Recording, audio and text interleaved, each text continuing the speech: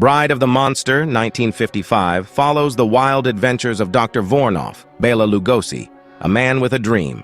This isn't just any dream, it's a big nuclear-powered dream of creating a race of superhuman beings. Dr. Vornoff's journey begins in Hungary, where his fellow countrymen rejected his mad scientist routine. Spurned and sulking, Vornoff embarked on a nomadic life, dragging his nuclear experiments from one unsuspecting village to another like a bizarre, radiation-infused traveling circus.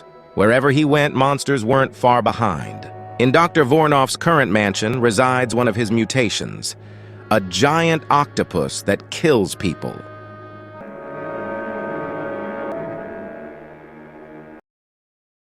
Lobo, played by the unforgettable Tor Johnson, is the brawn behind Dr. Vornoff's brain.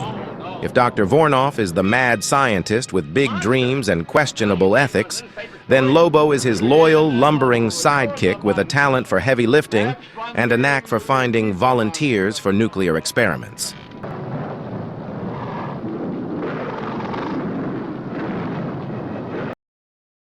Much of the film takes place in Vornoff's lab, which we assume uses nuclear power, but is laughably inadequate to truly hold up such a burdensome premise.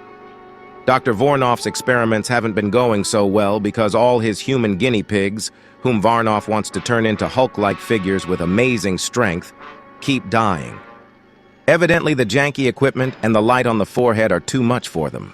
What is a mad scientist to do? You will be soon as big as a giant. The strength of 20 men. Or, like all the others, dead. The spirited and somewhat abrasive Janet Lawton has chutzpah and a can-do attitude that says she is going to get the job done. In her case, it's being a reporter on the trail of the monster story. She crashes her car and is found by Lobo, who keeps a souvenir Angora stole to repeatedly remind him of her.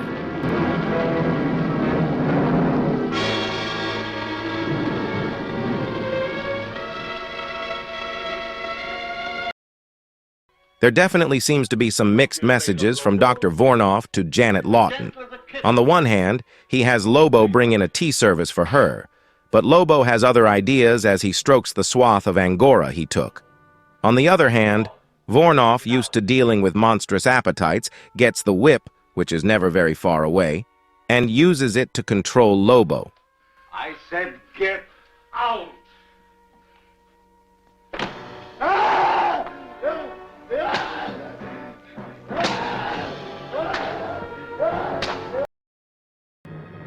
Professor Strowski, long on the fugitive trail of Vornoff, finally breaks into his house to persuade him to come back to their country.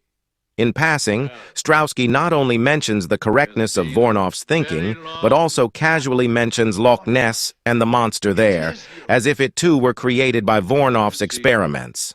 In Paris, I missed you by a month. In London, a week. At Loch Ness, by only one day. The monster of Lake Marsh sounded again like you. Bela Lugosi, as Dr. Vornoff, in what would be his final great speech, tells Professor Strowski that despite all the hardships he has had to endure, he will triumph by creating an atomic super race. I will perfect my own race of people. A race of atomic supermen which will conquer the world.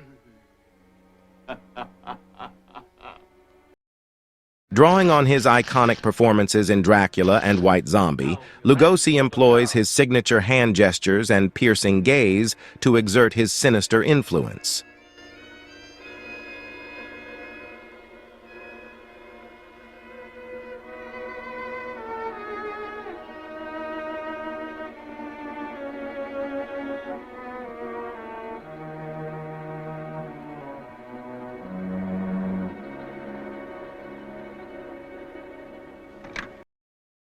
In a similar trope to that of the island of Dr. Moreau, Lobo turns on his abusive master and straps him in for the nuclear experiment. It is interesting to note that Lobo has been paying attention and can operate the equipment.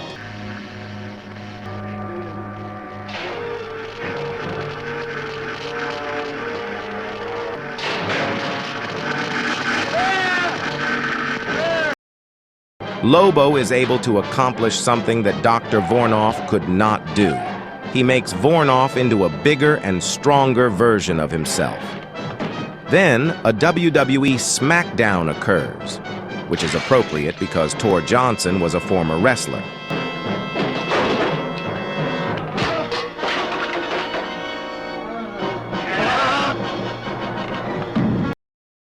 As the laboratory catches on fire, Dr. Vornoff runs off carrying Janet Lawson, the bride of the Atom. He is pursued by her fiancé, Lieutenant Dick Craig, as well as the rest of the police, which are more like Keystone Cops. Vornoff is quite literally caught between a rock and a hard place. The rock is a boulder, and the hard place is the ubiquitous octopedal monster. The octopus does not seem to put up much of a fight, so Vornoff has to do the fighting for both of them. Evidently, the motor for the special effect was not working that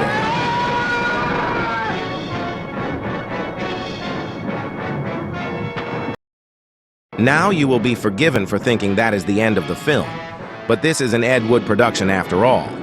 In this case, there is literally a deus ex machina followed by the prophetic words of Captain Robin.